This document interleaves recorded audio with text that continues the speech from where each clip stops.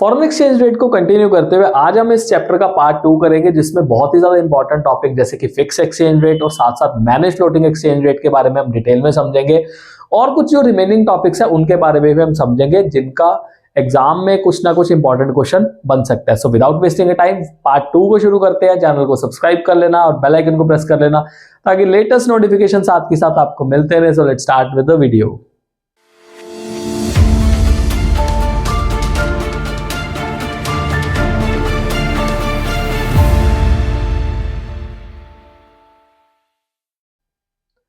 So students, हमारा आज का जो पहला टॉपिक है that is fixed exchange rate. अब फिक्स्ड एक्सचेंज रेट सिस्टम क्या होता है? ऐसा एक्सचेंज रेट सिस्टम जो कि डिटरमिन किया जाता है by the government, that is called fixed exchange rate system. Simply अगर देखा जाए, सरकार कहती है जी $1 है 40 रुपए का, तो भाई $1 कितने का माना जाएगा? 40 रुपए का माना जाएगा।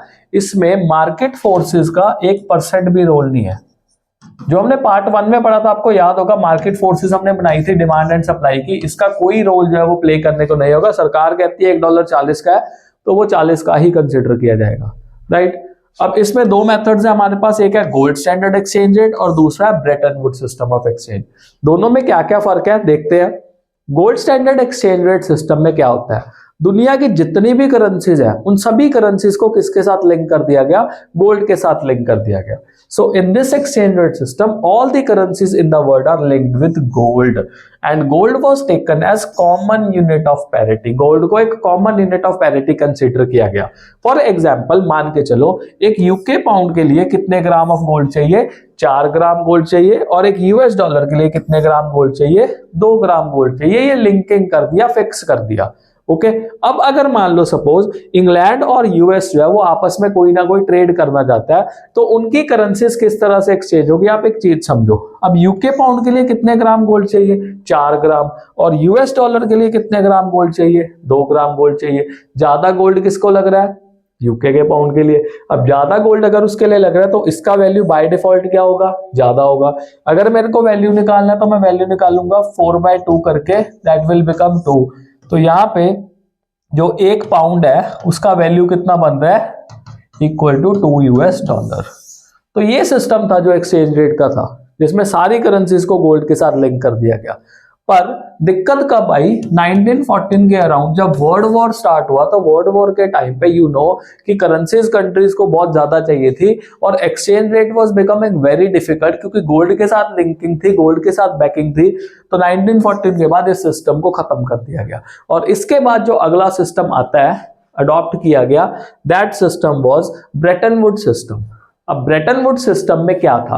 देखो, पुराने गोल्ड स्टैंडर्ड सिस्टम में दुनिया की जितनी भी करेंसीज थी उनको किसके साथ लिंक किया गया? उनको गोल्ड के साथ लिंक किया गया। पर इस सिस्टम में क्या था? इस सिस्टम में सिर्फ एक करेंसी को गोल्ड के साथ लिंक किया गया, और वो एक करेंसी कौन सी थी? यूएस डॉलर थी, और उसका रेट जो था वो फिक्स कर दिया गया। फॉर एग्जाम्पल, जो रेट फिक्सिंग हुआ वो क्या था? $35 equals to 1 ounce of gold. या पहले समझो एक चीज कि पहले वाले में सारी करेंसीज को गोल्ड के साथ लिंक किया जाता था, बट इस सिस्टम में सिर्फ और सिर्फ यूएस डॉलर को गोल्ड के साथ लिंक किया जाने लग गया, और बाकी दुनिया की जितनी भी करेंसीज है उनको किसके साथ लिंक कर दिया जाने लग गया? उनको लिंक किया जा रहा था यूएस डॉलर के साथ। और मान लो सपोज अब इंडियन रुपी जो था वो लिंक किया गया कि 35 rupee will become equal to $1, और ये क्या था? दोनों के दोनों सिस्टम फिक्स्ड थे। ये सिस्टम क्या थे? फिक्स थे। और बाय डिफॉल्ट एक चीज समझो, अगर मान लो सपोज जो यूएस है डॉलर है वो किसके साथ लिंक्ड है? गोल्ड के साथ लिंक्ड है, और हमारी करेंसी किसके साथ लिंक्ड है? डॉलर के साथ लिंक्ड है। तो इनडायरेक्टली देखा जाए हम भी तो गोल्ड के साथ कहीं ना कहीं लिंक हुए। अगर मेरे को डॉलर लेना है तो मेरे को गोल्ड में भी तो एक्सचेंज कर सकते थे हम। तो इनडायरेक्टली लिंकिंग अगर देखी जाए तो वो गोल्ड के साथ लिंक जो था वो कर दिया गया, because US has been backed by gold at that time. और उसके साथ साथ एक चीज उन्होंने ये एक्सचेंज रेट सिस्टम में कही कि कुछ एडजस्टमेंट्स अलाउ की जाएंगी। इसी वजह से इसको एडजस्टेबल पैग सिस्टम भी कहा जाने लग गया, कि मतलब $1 35 रुपए का तो मान लिया, पर अगर $1 जो है वो 36 का भी हो सकता है, तो कुछ ना कुछ एडजस्टमेंट जो है वो की जा सकती है। $1 34 का भी हो सकता है। कुछ ज्यादा वॉलेटिलिटी नहीं हो सकती, कम वॉलेटिलिटी। तो अल्टीमेटली देखा जाए तो अभी भी जो लिंकिंग है मेजर किसके साथ है, गोल्ड के साथ ही है। और गोल्ड किसको बैक कर रहा है, यूएस डॉलर को। अगर गोल्ड यूएस डॉलर को बैक कर रहा है और यूएस डॉलर बाकी करेंसीज को बैक कर रहा है, तो अल्टीमेटली अभी भी मेजर जो था वो क्या था, गोल्ड ही था। बट 1970s तक आते आते, क्योंकि देखो गोल्ड का रिक्वायरमेंट बहुत था इस सिस्टम को चलाने के लिए, और अमेरिका के पास गोल्ड के रिजर्व जो थे वो इतने नहीं थे, तो उस वजह से क्या हुआ कि 1970s तक आते आते जो ये सिस्टम था वो भी क्या कर दिया गया, खत्म कर दिया गया। और अगर मान लो सपोज मैंने आपको कहा कि कुछ एडजस्टमेंट जो थी वो अलाउ थी, वो एडजस्टमेंट्स कौन करता था, इंटरनेशनल मॉनेटरी फंड इसकी एडजस्टमेंट जो था वो करता था। This was Brayton would system, जो कि हमारे दो फिक्स एक्सचेंज रेट सिस्टम का एक पार्ट है। इससे अगला होता था फ्लेक्सिबल, जो कि हम ऑलरेडी पार्ट 1 में कर चुके हैं, क्योंकि इसके बाद फ्लेक्सिबल एक्सचेंज रेट सिस्टम ही जो था वो आया था। पर एक हाइब्रिड वर्जन भी होता है, और वो हाइब्रिड वर्जन क्या होता है, मैनेज्ड फ्लोटिंग एक्सचेंज रेट। ये बहुत इंपॉर्टेंट है समझना कि किस तरह से। अब देखो इस सिस्टम में क्या होता है, इस सिस्टम में जो सेंट्रल बैंक है, अब इंडिया के केस में आरबीआई है, it intervenes to control the excessive volatility. Excessive volatility को कंट्रोल करने के लिए क्या होता है, इस सिस्टम में जो आरबीआई है हमारा सेंट्रल बैंक है, वो क्या करता है, इंटरवीन करता है। और समटाइम्स ना इसको डर्टी फ्लोटिंग का नाम भी दिया जाता है, डर्टी फ्लोटिंग का नाम भी जो है वो दिया जाता है इस सिस्टम को। अब इस सिस्टम का चलता कैसे है, इसको एग्जांपल से समझते हैं। केस 1 में हम लोग समझेंगे अगर हमारी करेंसी क्या हो रही है, अप्रिशिएट हो रही है। अब इसमें समझो, इनिशियली अगर आपको पार्ट 1 याद हो, तो पार्ट 1 में हमने क्या कहा था कि जो $1 है वो कितने का है, 80 रुपए का है। ओके, अब क्योंकि एप्रिसिएशन हो रहा है तो $1 कितने का होगा, 70 का, मैंने केस से। बट एप्रिसिएशन हुआ कैसे, जॉन सीना आपको पता है रेसलिंग से क्या हो गया, रिटायर हो गया। अभी अभी इसने अपना फाइनल मैच जो था वो लड़ा और हार गया उसमें। अब जॉन सीना को पता है कि यार रेसलिंग से रिटायरमेंट हो गया है, तो कहीं ना कहीं से और पैसे जो है वो कमाने ही कमाने हैं। तो जॉन सीना के पास ऑलरेडी बहुत सारा पैसा है, ये पैसा उठाता है और पैसा उठा के कहता है कि यार चलो इंडिया में चलते हैं, अडानी कंपनी में बहुत सारा प्रॉफिट देखने को मिलता है, यहाँ पे पैसा जो है इन्वेस्ट कर लेते हैं। अब अडानी कंपनी ने इसको क्या दे दिए, जॉन सीना को अपनी कंपनी के शेयर्स दे दिए। जॉन सीना ने यूएस डॉलर यहाँ पे लाके रख दिए। अब सिंपली समझो, जब जॉन सीना ने अमेरिका से यूएस डॉलर इंडिया में लाए, तो यूएस डॉलर का सप्लाई बढ़ा या कम हुआ, इंडिया में ऑब्वियसली बढ़ गया। अब मैंने आपको फर्स्ट पार्ट में चीज समझाई थी, अगर किसी चीज का सप्लाई ज्यादा हो कहीं पे, तो उसका वैल्यू क्या हो जाता है, कम हो जाता है। यही चीज हमने समझी थी कि कोई बंदा अपने रिश्तेदार के घर ज्यादा जा रहा है, डॉलर अपने रिश्तेदार के घर ज्यादा आना शुरू हो गया, तो डॉलर का वैल्यू क्या हो गया, कम हो गया, और दूसरी करेंसी का वैल्यू क्या हो गया, ज्यादा हो गया। तो रुपी जो था वो क्या कर गया, हमारा एप्रिशिएट कर गया। और फिर हमने पार्ट 1 में एक और चीज समझी थी कि जो एप्रिसिएशन है वो किसके लिए अच्छी है, वो इंपोर्ट के लिए तो बहुत ज्यादा अच्छी है। इंपोर्ट के लिए क्या है, गुड है, and it is bad for our exports. Export के लिए क्या है, खराब है। आरबीआई को ये चीज पता है कि आरबीआई यहाँ पे बैठा सब कुछ देख रहा है। आरबीआई कहता है यार इस चीज से तो हमारे जो एक्सपोर्टर है वो हर्ट हो रहे हैं, और एक्सपोर्ट करना बहुत ज्यादा जरूरी है किसी भी देश की ओवरऑल ग्रोथ एंड डेवलपमेंट, एक हेल्दी इकोनॉमी को देखते हुए। तो आरबीआई कहता है यार ऐसा नहीं होने देंगे। तो आरबीआई क्या करेगा, जो भी एक्स्ट्रा डॉलर सर्कुलेट हो रहे हैं इकोनॉमी में वो खरीद लेगा। आरबीआई शक कर लेगा एक्स्ट्रा डॉलर्स इकोनॉमी में। अब जब डॉलर एक्स्ट्रा अपने पास ले जाके अपनी तिजोरी में बंद कर देगा, तो आरबीआई के पास आया हुआ पैसा मनी सप्लाई का पार्ट तो बनता ही नहीं है, वो तो आरबीआई की तिजोरी में पड़ा हुआ है पैसा, मनी सप्लाई में सर्कुलेट नहीं हो रहा। जिस वजह से जो जॉन सीना के द्वारा लाए हुए डॉलर्स थे, तो वो कहां चल गए, आरबीआई के पास चल गए, जिससे सप्लाई ऑफ यूएस डॉलर कम हो गया और दोबारा से जो पुराने वाला एक्सचेंज था वो आ गया। इस तरह से एक्सचेंज रेट को मैनेज किया जाता है अगर in case of excessive volatility है। और ये किसका चल रहा है, अप्रिसिएशन का चल रहा है, राइट। पर अगर मान लो यही डेप्रिसिएशन हो, चांसेस आर देयर, क्योंकि डेप्रिसिएशन हो रहा है और आरबीआई कंटिन्यूसली हेल्प कर रहा है इंडियन रुपी को रिकवर करने के लिए, so there can be a chance कि मैनेज फ्लोटिंग का आ सकता है। इसको भी समझो। Case 2 is depreciation of domestic currency. अभी हमें इनिशियली क्या देखना था, हमें पता था इनिशियली हमारा जो $1 है वो कितने का चल रहा है, वो चल रहा है 80 रुपए का। अब हुआ क्या, जॉन सीना को द ग्रेट खली ने एक टिप दिया। द ग्रेट खली कहते हैं इंडिया में पैसा इन्वेस्ट मत करो, इंडिया से दूर चले जाओ। ओके, तो जॉन सीना कहता ठीक है, गुड। तो अडानी की कंपनी से पैसा लिया अपना वापस, जो लगाया हुआ था और अपने जो शेयर्स थे वापस दे दिए।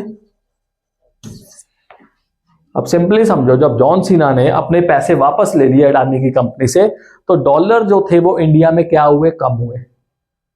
डॉलर कम हो गए, डॉलर का सप्लाई इंडिया में क्या हो गया, कम हो गया। अगर डॉलर का सप्लाई इंडिया में कम हुआ तो अल्टीमेटली डॉलर का भाव बढ़ जाएगा और इंडियन रुपी का भाव क्या हो जाएगा, कम हो जाएगा। इससे हमारा $1 जो था पहले 80 का था, अब $1 कितने का हो जाएगा, 90 का हो जाएगा। This is called depreciation of domestic currency. हमारी करेंसी क्या हो रही है अब यहाँ पे, डेप्रिशिएट हो रही है, राइट। अब डेप्रिशिएट हुई करेंसी जो है वो इंपोर्ट के लिए तो बहुत खराब है, इंपोर्ट के लिए ये बैड है, बट एक्सपोर्ट्स के लिए ये क्या है, ये गुड है, क्योंकि एक्सपोर्टर को यहाँ पे बेनिफिट मिलेगा। पार्ट 1 में हमने डिटेल में समझा इसको किस तरह से बेनिफिट मिलेगा, वो जरूर देखना, तब ये ज्यादा अच्छे से समझ लगेगा। आरबीआई कहता है यार अगर इंपोर्टर को नुकसान है और इंडिया में बहुत सारे इंपोर्ट किए जाते हैं और इतना ज्यादा करेंसी का अगर बुरा हाल रहा, एक्सपोर्टर को तो बेनिफिट हो ही रहा है, बट अगर इंपोर्ट्स को देखा जाए तो इंपोर्ट के लिए हमें बहुत पैसा देना पड़ेगा। तो इस वजह से आरबीआई अब बैठा देखता कहता है कि चलो यार मेरी तिजोरी में कुछ डॉलर्स पड़े हुए हैं, ऐसे करते हैं ये डॉलर्स मार्केट में बेच देते हैं। जब मार्केट में डॉलर बेचेंगे तो दोबारा से डॉलर का सप्लाई क्या होगा, बढ़ेगा। डॉलर का सप्लाई बढ़ेगा तो पुराने वाला एक्सचेंज रेट जो है वो फिर से डिटरमिन हो सकता है। तो इस तरह से मैनेज किया जाता है किसी भी करेंसी को। अगर मान लो वो एक्सेसिव वॉलेटिलिटी फेस कर रही है या एक्सेसिवली डेप्रिशिएट हो रही है या फिर एक्सेसिवली अप्रिशिएट हो रही है। पर हाँ एक चीज, इसको मैंने कहा था डर्टी फ्लोटिंग भी है। डर्टी फ्लोटिंग कैसे है, कई बारी कुछ कंट्रीज जानबूझ के अपनी करेंसी का वैल्यू गिराती है। फॉर एग्जाम्पल चाइना क्या करती है, जानबूझ के अपनी करेंसी का वैल्यू क्या कर देती है, कम कर देती है, मैनेज कर करके। वो कम क्यों करती है, because China is an export oriented country. China के एक्सपोर्ट को बहुत ज्यादा फायदा मिलता है अगर वो अपनी करेंसी का वैल्यू कम करती है। और डोनाल्ड ट्रंप ने बहुत बार एक यूज किया है चाइना को, that they are currency manipulators. वो करेंसी को बहुत ज्यादा मैनिपुलेट करते हैं, right. This is manage floating exchange rate system. Next one समझते हैं हम कुछ merits floating exchange rate system के। फ्लोटिंग एक्सचेंज रेट सिस्टम का जो पहला मेरिट है हमारे पास, वह large reserve of forex not required. हमारे पास ज्यादा कुछ फॉरेक्स रिजर्व की रिक्वायरमेंट नहीं पड़ती है। अगर हम फ्लोटिंग एक्सचेंज रेट जिसको हम कहते हैं फ्लेक्सिबल एक्सचेंज रेट यूज कर रहे हैं। Efficient allocation of resources. देखो जब फ्लोटिंग एक्सचेंज रेट सिस्टम होता है तो उस टाइम पे जो कंट्रीज है अपने रिसोर्सेज को उस जगह पे लगाती है जहां पे उनको लगता है कि मेरे को यहां से पैसा कमाने को मिल सकता है, हमारे एक्सपोर्ट बहुत बढ़ सकते हैं। फॉर एग्जाम्पल अगर मैं बात करूं इंडिया की, तो इंडिया में पता है कि आईटी में बहुत ज्यादा पैसा कमाने को मिलता है, तो इंडिया के रिसोर्सेज हम आईटी सेक्टर में लगा सकते हैं ताकि एफिशिएंटली यूटिलाइजेशन हो रिसोर्सेज का। Then large size of forex market. Forex market का बहुत बड़ा साइज बन जाता है बिकॉज बहुत सारी कंट्रीज जो आपस में इंपोर्ट एक्सपोर्ट करती हैं। International mobility of liquidity. आप एक चीज समझो, अगर मान लो सपोज यूएस में 4% का रिटर्न मिल रहा है और इंडिया में वही रिटर्न जो है वो 8% का मिल रहा है, तो यूएस के इन्वेस्टर क्या कहेंगे कि यार यूएस में इन्वेस्टमेंट नहीं करते, चलो इंडिया में चलते हैं, हमें तो अपना पैसा ग्रो करना है। जिसकी वजह से इंटरनेशनल मोबिलिटी जो है वो लिक्विडिटी की बहुत ज्यादा देखने को मिलती है। Plus venture capital. Venture capital का मतलब क्या होता है, अलग अलग बिजनेसेस में पैसा लगाना। तो जब अलग अलग बिजनेसेस में पैसा लगता है और फ्लोटिंग एक्सचेंज रेट सिस्टम होता है तो उससे पैसा कमाने को बहुत ज्यादा मिल सकता है। ओके, फॉर एग्जाम्पल मान लो सपोज $1 जो था वो 80 रुपए का था, तो फॉरेनर ने खरीद लिया, वेंचर कैपिटल इसमें पैसा डाल दिया, अब $1 90 का हो गया है, तो भाई उसका तो पैसा ऑलरेडी बन गया। प्रॉफिट तो बिजनेस से भी कमाया और एक्सचेंज रेट से भी कमा लिया प्रॉफिट। तो अलग अलग तरीके से पैसा कमाया जा सकता है, पर इसके कुछ नुकसान भी है। वो नुकसान क्या है, मार्जिनलाइजेशन ऑफ वीक करेंसीज। जो करेंसी बहुत ज्यादा वीक है वो क्या होती है, मार्जिनलाइज हो जाती है। किस तरह से, लेट्स से मान लो हमारा रुपी है जो पहले कितना था, वो 70 रुपए के अराउंड था, इससे पहले तो और भी कम था। अब क्योंकि देखो हमारी करेंसी इंटरनेशनल करेंसी नहीं है, हम इसको बहुत ही स्ट्रॉन्ग करेंसी नहीं कंसिडर करेंगे, अभी बहुत टाइम लगेगा हमारी करेंसी को स्ट्रॉन्ग बनने के लिए। और अब $1 इस टाइम पे 90 रुपए के अराउंड चल रहा है, तो वीक करेंसी तो मार्जिनलाइज होगी ना, हिट होता है नहीं होता। अब इंडिया से भी काफी करेंसीज वीक है कई कंट्रीज की। Okay, uncertainty of the market. Market will remain uncertain, कभी रेट कुछ भी हो सकता है। फ्लोटिंग एक्सचेंज रेट सिस्टम में तो रेट्स इस तरह से डिटरमिन हो रहे हैं ना bye market forces of demand and supply, तो कुछ भी हो सकता है, स्टेबल तो रेट है ही नहीं कोई भी। स्टेबल मॉनेटरी पॉलिसी पॉसिबल ही नहीं है, बायलैटरल ट्रेड पॉसिबल नहीं है, एग्रीमेंट बहुत ज्यादा डिफिकल्ट हो जाता है। Why so? We don't know यार, पहले ये रेट ऑफ एक्सचेंज चल रहा था, डिमांड सप्लाई कुछ भी वर्क करे, डिमांड बढ़ गई तो रेट यहाँ पे पहुंच जाएगा, तो it will become quite difficult for us to predict, इसलिए स्टेबल मॉनेटरी नहीं है। और एक्सटर्नल शॉक तो बहुत ज्यादा काम खराब जो है वो कर सकते हैं। एक्सटर्नल शॉक कैसे? लेट्स से ये यूक्रेन रशिया का वॉर हो गया, ओके, यहाँ पे इजराइल पैलेस्टीन का इशू चल रहा है, या गाजा में बहुत तगड़े लेवल का इशू चल रहा है, या फिर मान लो और किसी कंट्री के साथ प्रॉब्लम हो गया, अब जैसे अब साउथ ईस्ट एशिया में प्रॉब्लम चल रहा है, ये बांग्लादेश प्रॉब्लम कर रहा है, तो एक्सटर्नल शॉक्स की वजह से जो फ्लोटिंग एक्सचेंज रेट सिस्टम है इस पे बहुत ज्यादा इंपैक्ट पड़ता है, हमें बहुत ज्यादा सफर जो है वो करना पड़ता है। अब सिंपली आप एक चीज समझो, जब यूक्रेन रशिया का वॉर स्टार्ट हुआ था, आई रिमेम्बर मेरा कंस्ट्रक्शन चल रहा था, तो कंस्ट्रक्शन की वजह से जो स्टील था, जो सरिया है, वो सरिया का रेट तकरीबन 15 रुपए के अराउंड बढ़ गया था। तो इस तरह से एक्सटर्नल शॉक्स जो है वो इम्पैक्ट करते हैं, क्योंकि एक्सचेंज रेट जो उसमें फ्लक्चुएशन बहुत आया। तो this is how the problems are there, demerits देखे जाए। अब फिक्स एक्सचेंज रेट सिस्टम की बात करें, जिसमें रेट जो है फिक्स कर दिया, सरकार ने कह दिया $1 अगर मान लो 35 का है तो $1 35 का ही होगा, 40 का है तो 40 का ही होगा। अब इसमें क्या मार्केट स्टेबिलिटी है, पता है यार रेट इतना ही रहने वाला है, कोई दिक्कत नहीं है, कुछ चेंजेस नहीं होंगे। इंटरनेशनल ट्रेड में ग्रोथ है, उनको क्लियरली पता है कि कुछ भी प्रॉब्लम नहीं आने वाली है, यही रेट रहने वाला है, स्टेबल है इकोनॉमी, यस।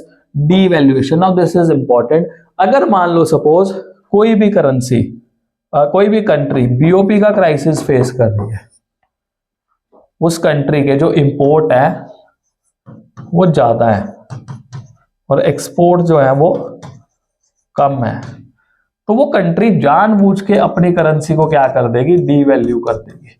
सरकार कहती है आज से $1 कितने का, 40 का।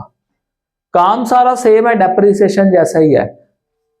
सो डी जो डेप्रिसिएशन है वो किसके बराबर होता है, डीवैल्यूएशन के बराबर होता है, सेम है। बट यहां पे डीवैल्यूएशन कौन करता है, सरकार करती है, और डेप्रिसिएशन कौन करती है, मार्केट फोर्सेस करती है, right. A check on inflation, क्योंकि हमें पता है रेट फिक्स रहने वाला है तो इन्फ्लेशन पे कंट्रोल रहता है। फ्लोटिंग के केस में जैसे आपको बताया कि पेट्रोल डीजल का रेट कितना बढ़ गया जब यूक्रेन रशिया वॉर स्टार्ट हुआ, उसके बाद स्टील का रेट कितना बढ़ गया, तो इसमें ऐसा कुछ नहीं है, क्योंकि हमें पता है एक्सचेंज रेट क्या है, फिक्स्ड है। वेयर एज डीमेरिट्स क्या है, रिजर्व्स बना के रखने पड़ेंगे फॉरेक्स के। उसके बाद इनएफिशिएंट एलोकेशन ऑफ रिसोर्सेज, हमें पता ही है कि यार फिक्स्ड मिलना ही मिलना हमें रिटर्न, तो हम किसी भी सेक्टर में पैसा जो लगा सकते हैं। पिछले वाले में हमने क्या पढ़ा था कि हम एफिशिएंटली यूटिलाइज करेंगे अपने रिसोर्सेज को, जहां से हमें ज्यादा प्रोडक्टिविटी मिल रही है वहां पे हम पैसा लगाएंगे।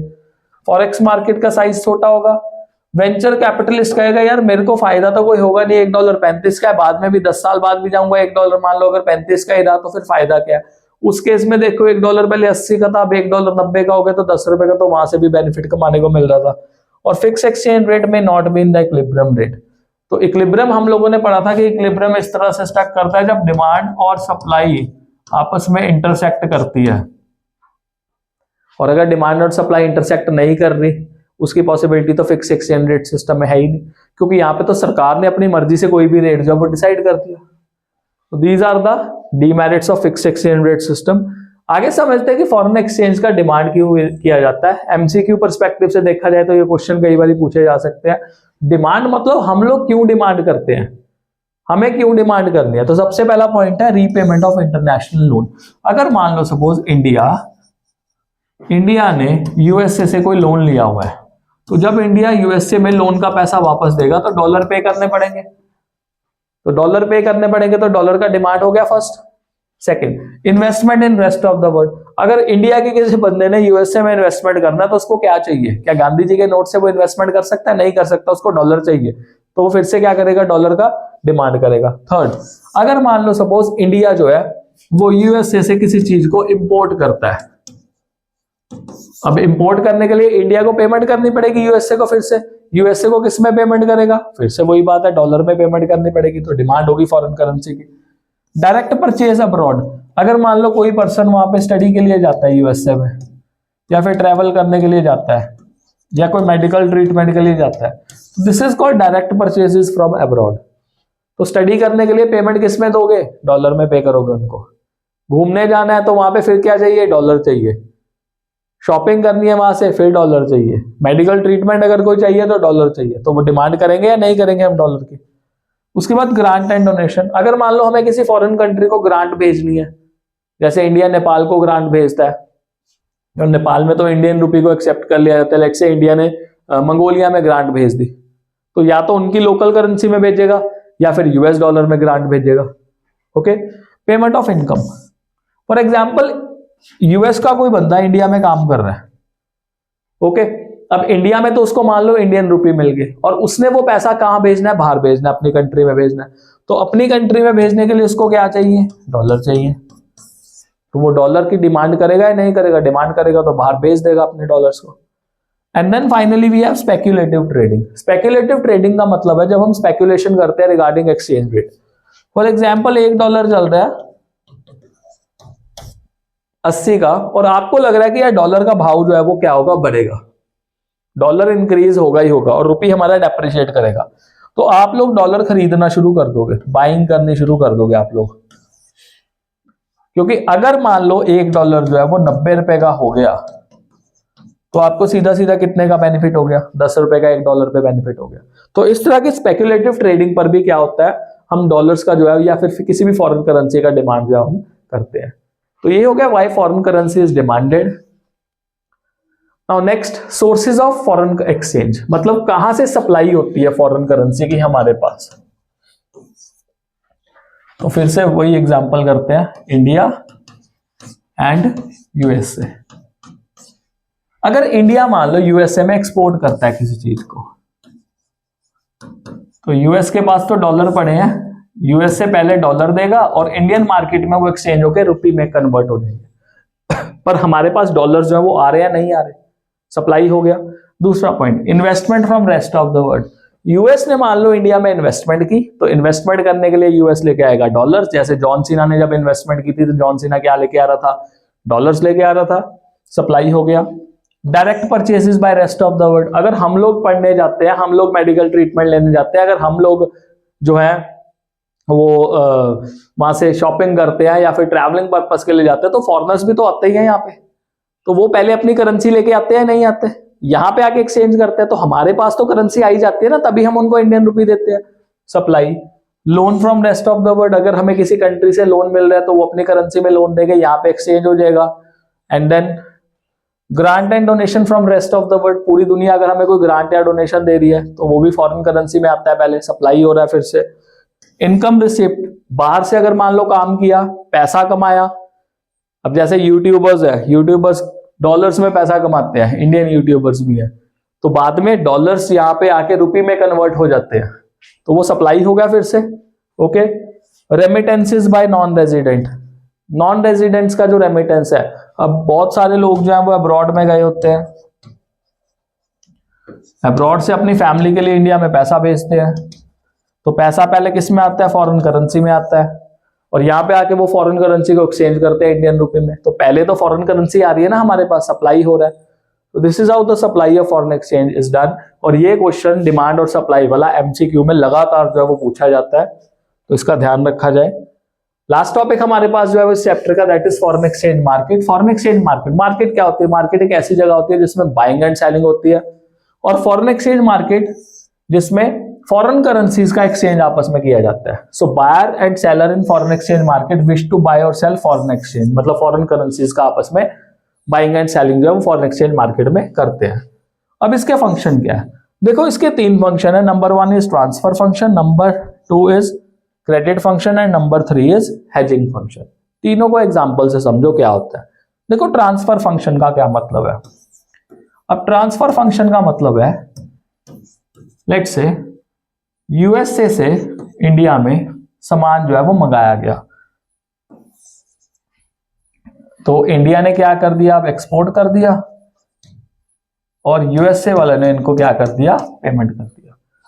तो फॉरेन एक्सचेंज मार्केट में क्या होगा, ये यूएस डॉलर आएंगे, इंडियन रुपी को खरीदेंगे, और बाद में पेमेंट जो है वो इंडियन रुपी में हो जाएगी। पर अल्टीमेटली डॉलर जो है वो इंडिया के पास पहुंचेगा और इंडिया की मार्केट में वो चेंज होकर रुपी में कन्वर्ट होगा। तो दैट मीन्स जो यूएसए है अपनी परचेजिंग पावर जो है, अपनी बनाई हुई अपने पैसे को कहां पे आई एम सॉरी, कहाँ पे भेज रही है, इंडिया में भेज रहा है। तो this is what transfer function is all about. और ये ट्रांसफर फंक्शन में कौन हेल्प करता है, फॉरेन एक्सचेंज मार्केट हेल्प करती है, first point. Second point, credit function. कई बार क्या होता है कि मार्केट में उधार मिलता है। किस तरह से उधार मिलता है, फॉर एग्जाम्पल इंडिया और यहाँ पे कोरिया है, ओके। तो इंडिया को मान लो सपोज कोरिया से कोई सामान चाहिए था, ओके। इंडिया कोरिया के पास गया और कोरिया ने इनको जो सामान है, कोरिया के जो एक्सपोर्टर्स है यहाँ पे सामान जो है वो भेज देते हैं। तो इंडिया ने इंपोर्ट कर लिया वहां से। अब इंडिया के जो इंपोर्टर है वो कहते हैं अभी पैसा नहीं है, पैसा नहीं है, तो यहाँ पे बिल ऑफ एक्सचेंज दे देते हैं। ये जो एक्सपोर्टर है बिल ऑफ एक्सचेंज को बैंक से क्या करते हैं, अपना कैश ले लेते हैं, ओके। अकाउंटेंसी में आप लोग पढ़ते हो, ये जो बिल ऑफ एक्सचेंज है इसके बदले बैंक से इनको पैसा जो है वो मिल जाएगा। और जब बैंक से इनको पैसा मिलेगा, यहाँ पे इनका पैसा कवर हो गया और बैंक ने क्या कर दिया, इस चीज को सपोर्ट कर दिया इंडिया को। तो इनको थोड़े टाइम का क्रेडिट मिल गया, चाहे 3 महीने का हो। 3 महीने बाद इंडिया जो है बैंक को पैसा पे कर देगा, जो भी इंडिया के इंपोर्टर्स होंगे। And last one is hedging function. Hedging function में क्या होता है, देखो फ्यूचर की कई बारी पेमेंट्स में ना हेजिंग की रिक्वायरमेंट पड़ती है। अब किस तरह से हेजिंग की रिक्वायरमेंट पड़ती है, for example $1 equal to ₹80। India का जो इंपोर्टर है वो कहता है कि मेरे को जापान से सामान खरीदना है, बट सामान जो है 3 महीने बाद डिलीवरी होना चाहिए, ओके। अब प्रेजेंट रेट क्या चल रहा है, 80 रुपए। अब इंडिया में ये हेज कर लिया गया कि अब जो फ्यूचर डिलीवरी होगी चाहे 3 महीने बाद होगी, फिर भी जो रेट ऑफ एक्सचेंज है वो कितना कंसीडर किया जाएगा, 80 रुपए ही कंसीडर किया जाएगा। तो अगर मान लो रेट जो है वो कितना हो गया, 85 हो गया, फिर भी इंडियन जो इंपोर्टर है उसको नुकसान नहीं पे करना पड़ेगा, वो 80 में ही अपनी पेमेंट जो है वो करेगा। This is hedging function. मतलब लॉस को जो है वो रोको किसी तरह से। और सेम चीज जो है वो किसके लिए हो सकती है, एक्सपोर्टर के लिए भी हो सकती है। कि अगर मान लो सपोज इंडियन एक्सपोर्टर जो है वो फॉरेन में सामान बेचना चाहता है और 3 महीने बाद डिलीवरी है, रेट चल रहा है अभी $1, और हेजिंग कर लिया इन्होंने कि 80 पे ही 3 महीने बाद भी चलेगा। और अगर मान लो 3 महीने बाद $1 जो है वो 75 का हो गया, तो एक्सपोर्टर को नुकसान फेस नहीं करना पड़ेगा। एक्सपोर्टर कहेगा भाई मैं तो 80 रुपए के हिसाब से लूंगा, तो क्योंकि उसने क्या करा दिया, हेजिंग करा दिया, राइट। तो ये हमारे 3 फंक्शंस है जो फॉरेन एक्सचेंज मार्केट के हमारे पास होते हैं। और 2 तरह की और मार्केट्स होती हैं, उसका बेसिक सा समझ लो पॉइंट बस। एक होती है spot market, one is spot market. Spot market मतलब ऑन द स्पॉट जो रेट चल रहा है, जो भी ऑन द स्पॉट रेट चल रहा है उसको क्या कहते हैं, हम स्पॉट मार्केट कहते हैं। फॉर एग्जाम्पल $1 इक्वल टू ₹80, तो इस पे जो रेट है वो क्या हो जाएगा, डिटरमिन हो जाएगा, इमीडिएटली जो है वो पेमेंट कर दी जाएगी, okay. On the other side one is forward market. अब फॉरवर्ड मार्केट में क्या होता है, फॉरवर्ड मार्केट में जो डिलीवरी एंड फ्यूचर डेट्स होती है, लेट्स से जो प्रेजेंट रेट ऑफ एक्सचेंज है वो चल रहा है $1 इक्वल टू ₹80, और जो ट्रांजैक्शन है वो होनी है 3 महीने के बाद। तो फॉरवर्ड मार्केट में मान लो सपोज एक्सचेंज रेट कह दिया कि चलो हम ना $1 कितने के हिसाब से पे कर देंगे, 81 के हिसाब से पे कर देंगे। तो 3 महीने बाद डिलीवरी चाहे होती रहे, चाहे डॉलर का रेट 90 रुपए क्यों ना हो जाए, क्योंकि उन्होंने फॉरवर्ड मार्केट में अपना जो एग्रीमेंट था कर लिया था 80 के बजाय 81 रुपए देके, तो वहां पे जो एक्सचेंज रेट है अब 81 के हिसाब से चलेगा। This is how forward market works, मतलब forward market in future transaction जो हमारा चल रहा है। तो ये था हमारा फॉरेन एक्सचेंज रेट का पार्ट, होपफुली आपको क्लियर हो गया हो। नेक्स्ट वीडियो में मिलेंगे जिसमें बैलेंस ऑफ पेमेंट करेंगे, जो कि इसका ही एक पार्ट है। Till then, bye bye and stay blessed all.